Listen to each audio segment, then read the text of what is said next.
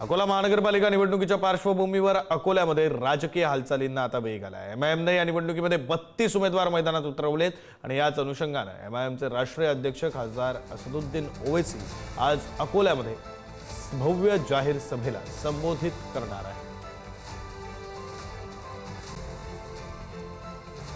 पालिकेच्या प्रचाराची रणधुमाळी जरा जोरात सुरू झाली आहे।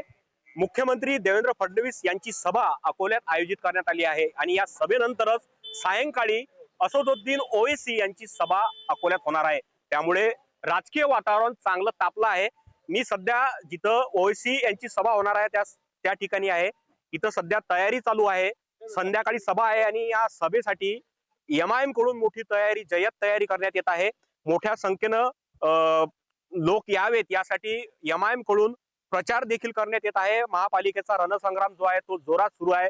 प्रचाराचा धामधूम मोठ्या प्रमाणात चालू आहे। सर्वच राजकीय पक्ष इथं प्रचाराला लागले आहेत आणि वातावरण चांगलं तापलं आहे। दरम्यान माझ्यासोबत बोलण्यासाठी एमआयएमचे काही पदाधिकारी आहेत। दादा मला सांगाल नेमकी सभेची तयारी किती आहे, कशी आहे आणि किती लोक येणार आहेत?